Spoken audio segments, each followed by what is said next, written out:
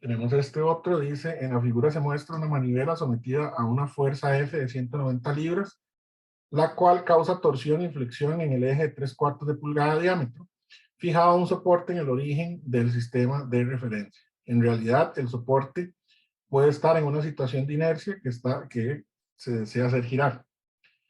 Pero para los propósitos de un análisis de resistencia, se puede considerar que se trata de un problema de estática. El material del eje AB es de acero AISI 1018, laminado en caliente, con un esfuerzo de excedencia de 32 kPSI. Dice que mediante el empleo de la teoría del esfuerzo cortante máximo encontremos el factor de seguridad con base en el esfuerzo en el punto A.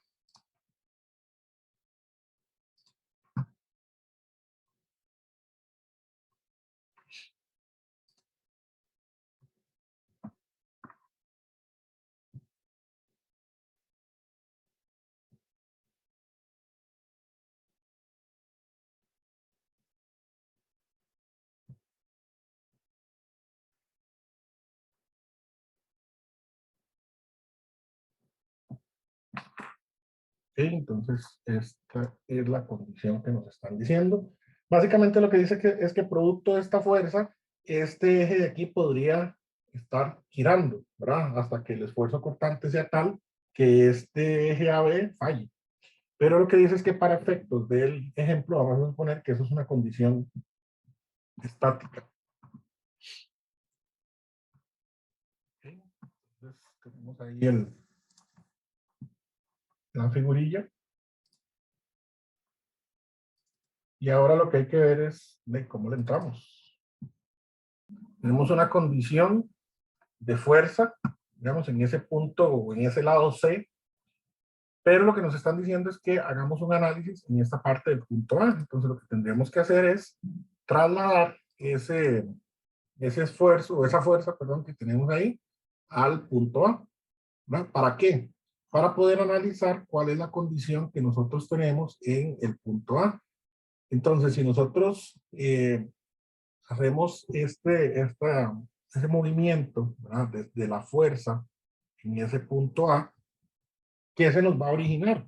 ¿Verdad? Trasladando esa fuerza al punto A, se nos va a originar eh, un momento. Entonces, lo primero que hay que ver es cuál sería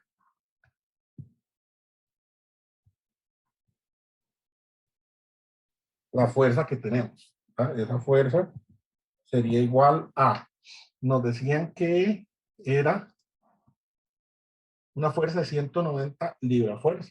¿Verdad? Entonces, esa fuerza, como va hacia abajo, es menos 190 libras fuerza.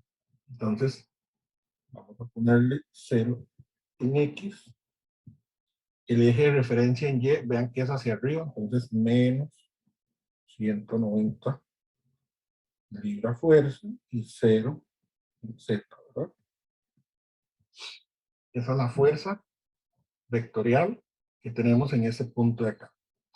Y ahora lo que tendríamos que hacer, pues, es trasladar esa fuerza al punto A. Entonces, lo que habría que ver es el radio que tenemos asociado a esa fuerza, ¿verdad? Entonces, vean que en el eje X, que es este que tenemos acá, y en el eje X, a partir de donde está aplicada la fuerza, ahora tenemos 5 pulgadas desde A hasta el centro de la placa y 1 pulgada más hasta la aplicación de la fuerza. Entonces sería 6 en X,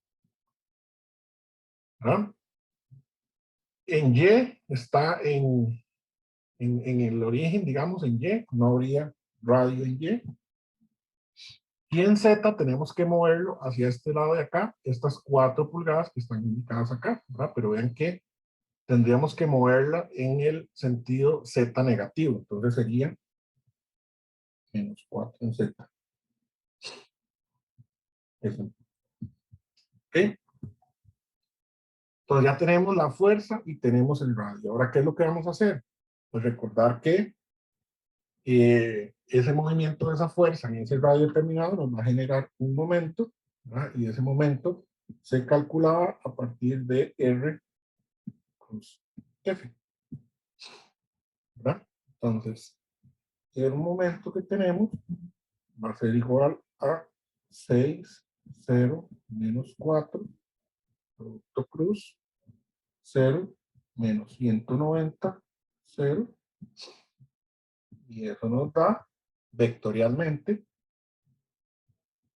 menos 760 en X, 0 en Y, y menos 1140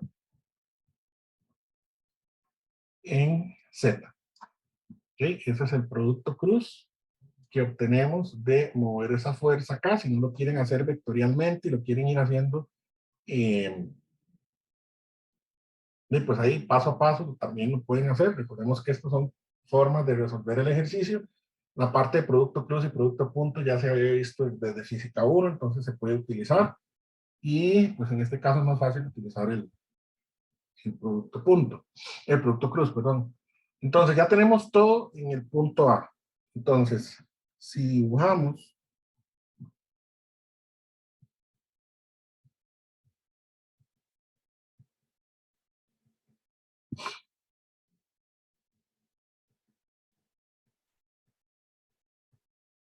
el sistema estático equivalente en A,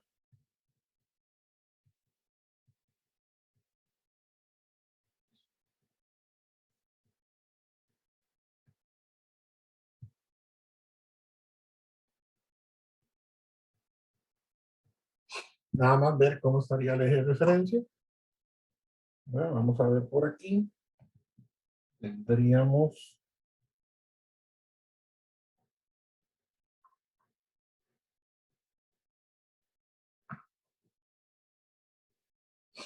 los ejes. Okay. Este sería el eje Y. Este sería el eje X. Y este sería el eje Z. ¿Verdad? Entonces ya en el eje Y vemos que tenemos aplicada directamente esa fuerza que la trasladamos acá. ¿Verdad? Entonces nosotros acá abajo tendríamos una fuerza F, que es la que nos da aquí el enunciado. ¿Ok? Ahora, cuando nosotros estamos aplicando esta fuerza aquí directamente,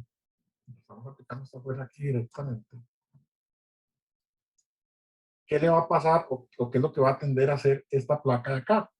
Ven que el resultado nos dice que tenemos un momento en X y tenemos un momento en Z. ¿Verdad? Eso quiere decir que el momento en Z, esta barra de aquí, va a tender a girar, ¿verdad? En este punto de acá, y en X es esta barra de acá la que va a tender a girar. Entonces, si nosotros tenemos que la dirección del momento en X es entrando hacia el eje, ¿verdad? Es decir, entrando hacia el eje, en X, y así, entrando hacia el eje, y lo tenemos también entrando hacia Z, que es lo que nos dice este resultado. Los dos son negativos, no van saliendo del punto A, sino que van entrando. Entonces, según la regla de la mano derecha, si esta fuerza o este momento fuera entrando al punto A, ¿cuál sería la dirección que tiene el momento en X? ¿Verdad? Si iba entrando, entonces va hacia este lado de acá, así. ¿Verdad? Mi momento en X. Y de igual forma, si hago la regla de la mano derecha en el eje Z, también iría entrando, ¿verdad? Entonces, si va entrando, el movimiento es hacia esta parte de acá, entonces sería así. Mi momento en Z. Ya tengo la ubicación de el momento en X y el momento en Z. Entonces, a partir de eso, ya lo que tengo que hacer, pues es el análisis correspondiente a los esfuerzos que yo tengo. ¿No? Entonces, vamos a ver cómo sería el cálculo que tengo que hacer. Recordando lo que estuvimos haciendo, ¿no? Lo que tienen de resistencia a materiales, habíamos dicho que el esfuerzo en X iba a ser igual al momento en Z por C entre I, ¿verdad? Que sería el momento de inercia en ese punto de I. Lo que a nosotros nos indica el símbolo negativo o positivo es simplemente la condición de carga en la que estaba actuando el punto A, ¿verdad? Decíamos de la convención de signos que vimos en resistencia a materiales que si era positivo, ¿cómo era el esfuerzo que estaba sintiendo el elemento en ese punto A?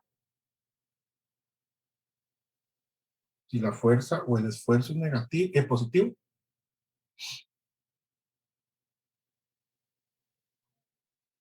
Y es positivo, creo que era tensión. ¿verdad? Tensión. En tensión, ¿verdad? Y si era negativo,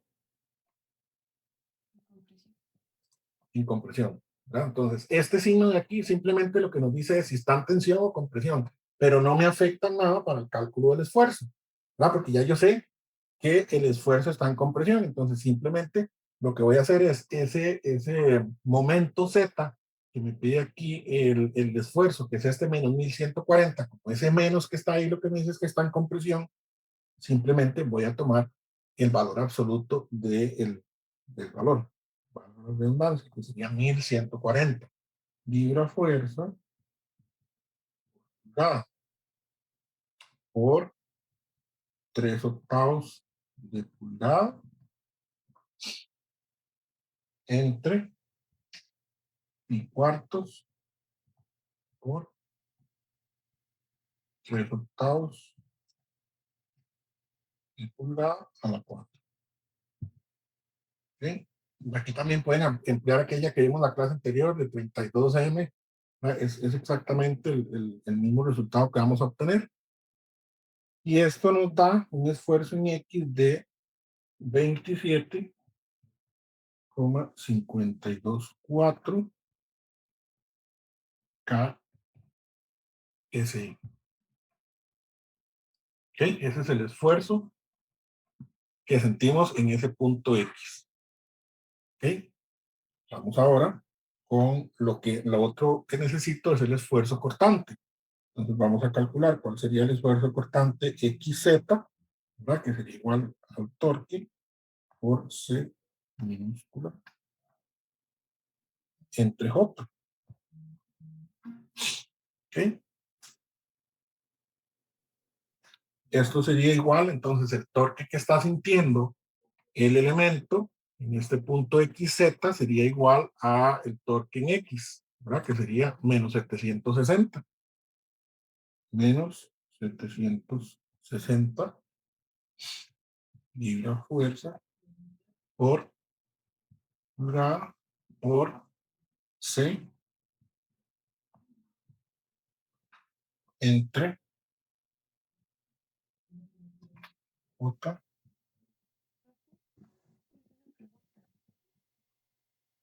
El esfuerzo, no sé si se me escucha.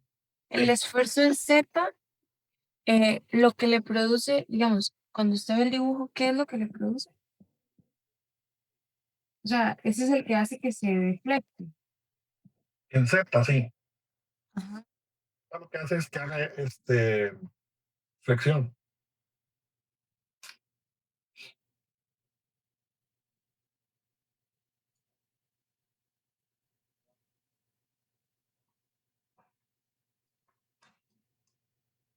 Sí, entonces, Gracias. este de aquí nos da menos 9,175 KSI.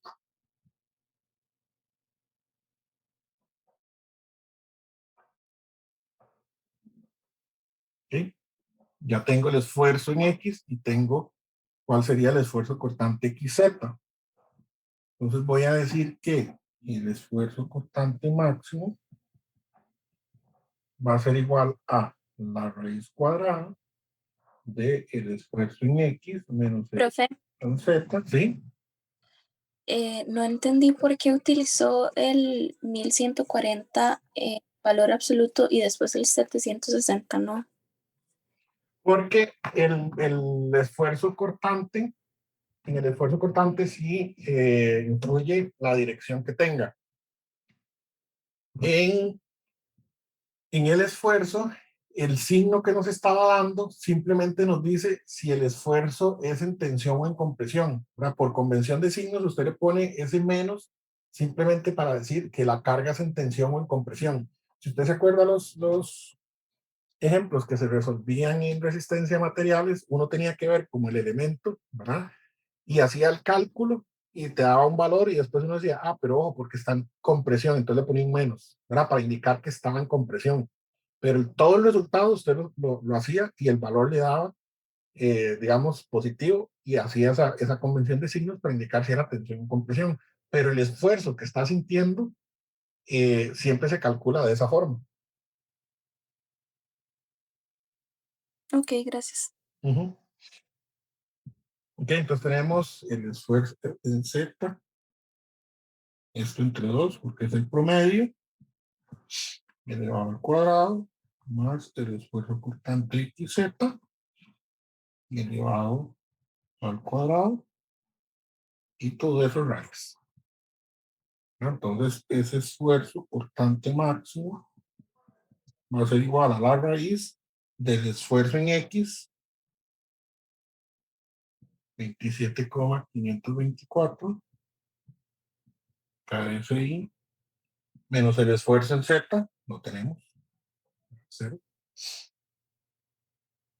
entre 2, elevado al cuadrado, más el esfuerzo cortante al cuadrado,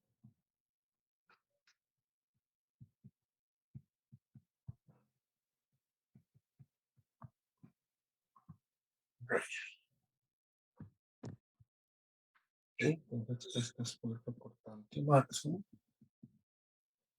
nos da 16,54.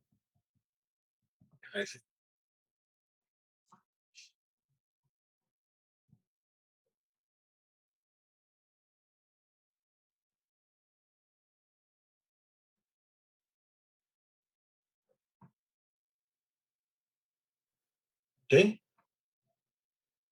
Entonces ahora lo que tengo que hacer es calcular los esfuerzos, ¿verdad?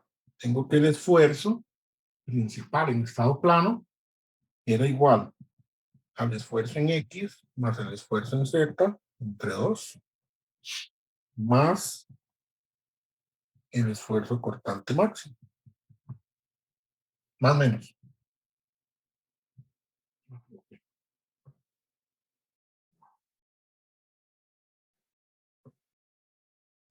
Más o menos el esfuerzo cortante.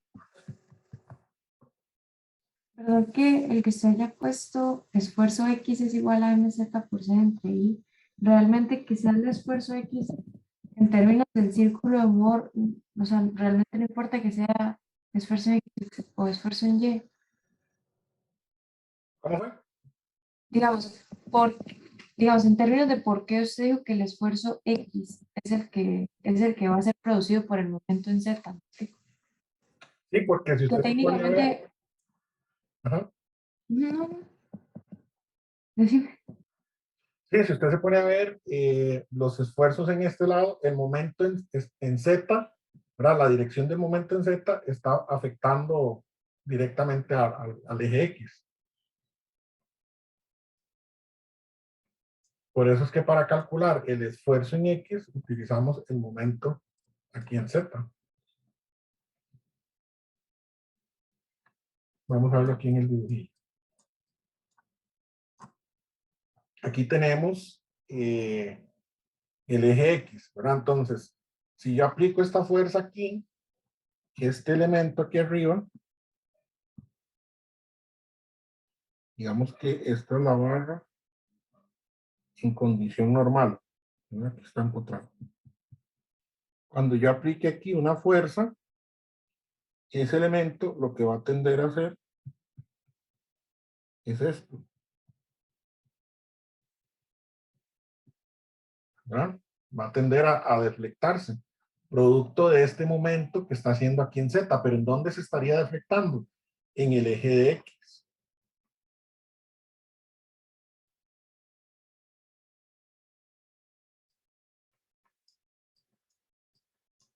¿Ok?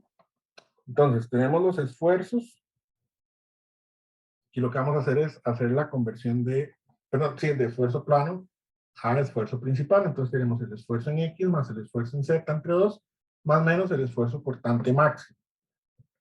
¿Okay? Entonces tenemos que el esfuerzo, uno de los esfuerzos, no sé cuál, ahorita voy a ver, sería igual a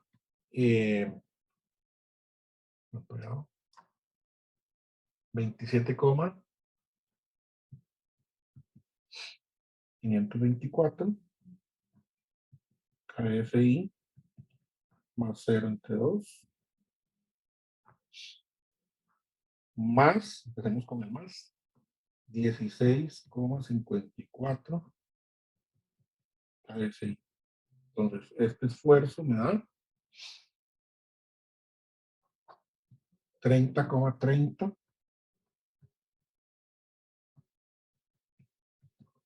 KFI.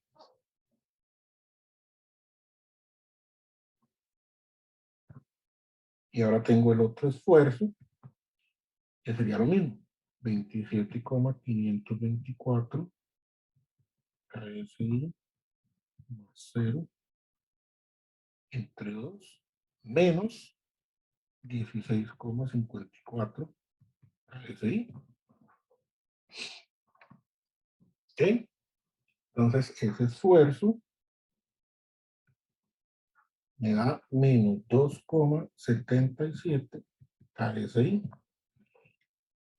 Entonces, de aquí veo que este de aquí arriba es igual a un esfuerzo máximo y este de aquí es igual a un esfuerzo mínimo. ¿Verdad? Y luego me decían que yo tomara de mayor a menor para hacer el ordenamiento de los esfuerzos. Entonces, como este es el esfuerzo máximo, yo los ordenaba sigma A mayor que sigma B. Entonces, sigma A va a ser igual a 30,30 KSI y sigma B va a ser igual a menos 2,77 KSI. Recordando siempre que sigma A tiene que ser igual, mayor o igual a sigma B. ¿Ok? Esto por convención de signo, ¿no? De orden de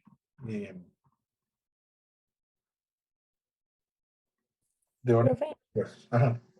perdón, es una pregunta tonta porque es de fórmula, pero es que en la que yo apunté es más o menos la raíz de lo que está de primero a la 2 más como este esfuerzo constante a la 2, pero no es esa, o sea, es la misma fórmula, pero o es porque es el esfuerzo máximo o porque es otra. Sí, para calcular el esfuerzo máximo y mínimo es esta de aquí. La que usted tiene es para calcular el cortante máximo, que me imagino que es esta.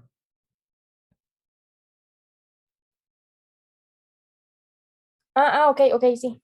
Sí, sí, ya vi. Ok, es proceder cortante máximo. Gracias. Sí, es que yo el valor del esfuerzo cortante máximo lo puse aquí de una vez. Sí, ya capté, gracias. ¿Ok?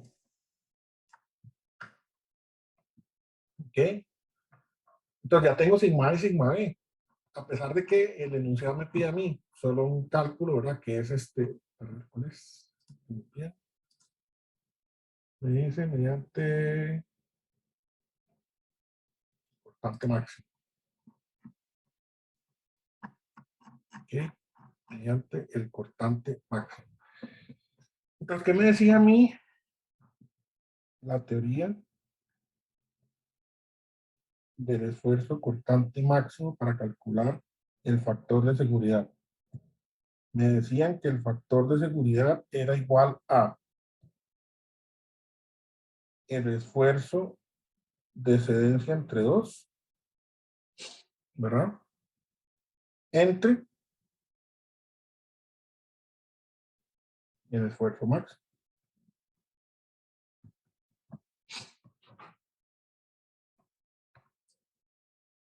¿Verdad? Y tengo del enunciado que el esfuerzo de excedencia del material eran 32 kPa.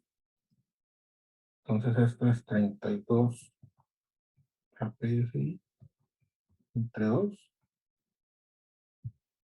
entre 16,54 kPa.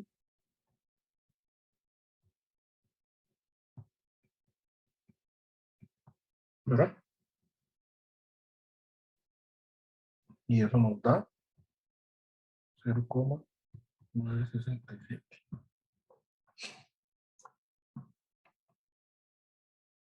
¿Qué diríamos de ese factor de seguridad? Que no es adecuado porque es menor. Que no es adecuado, ¿verdad? Ahora vamos a ver qué nos pasaría si nos hubieran dicho que lo calculáramos por energía de distorsión. Para energía de distorsión ocupamos el esfuerzo von Mises, ¿verdad? Que lo llamamos sigma prima. Y eso era igual a sigma A al cuadrado menos sigma A por sigma B más sigma B al cuadrado, todo eso raíz. Entonces vamos a ver, sería sigma A 30,30 al cuadrado menos 30,30 por menos 2,77 más menos 2,77 al cuadrado, eso, raíz cuadrada, y todo un KPF. Sigma prima nos da 31,38 KPF, ¿verdad?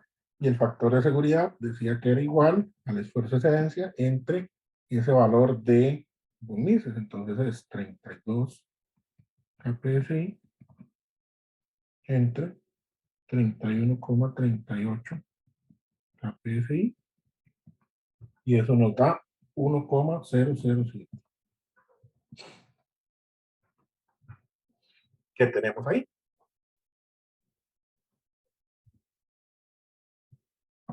¿Qué dirían ustedes de esos resultados? Siguiendo con la teoría, si uno le piden digamos, el más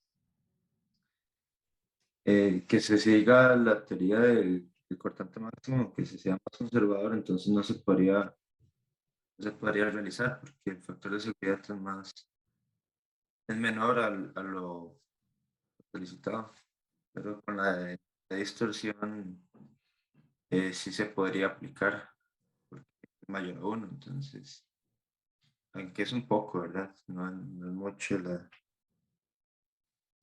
diferencia. ¿Y qué Pero harían en ese caso?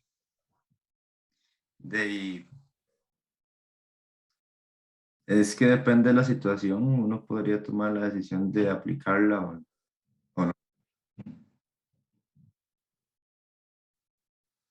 Depende de lo que uno le estén pidiendo. Sí, podría ser.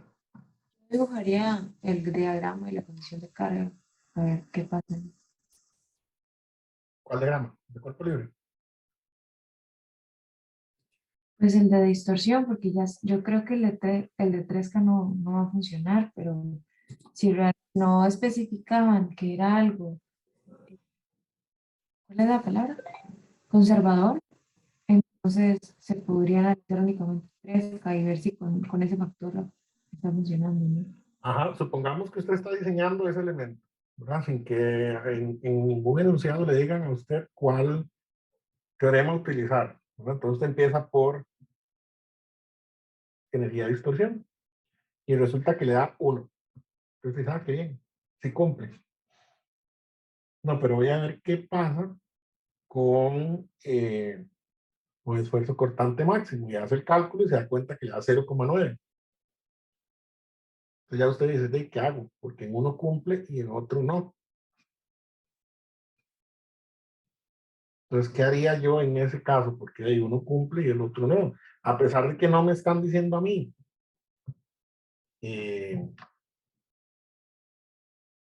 Use una teoría conservadora. Mire, siempre utilice tal teoría, ¿verdad? Sino que yo soy el diseñador y yo soy el que elijo qué hacer.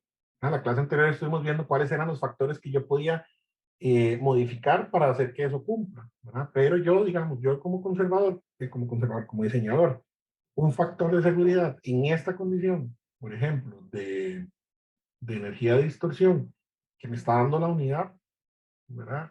Yo, digamos, yo no lo usaría. Yo esperaría que al menos para que sea, digamos, aceptable, esperaría un factor de seguridad mínimo de 1.5 la condición de carga. ¿Verdad? Ahí básicamente lo que le está diciendo a usted, un factor de seguridad de 1, ¿qué es?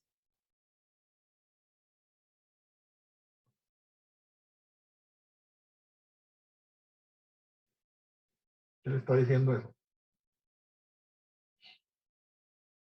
Que el esfuerzo de excedencia y el que produce la condición de carga.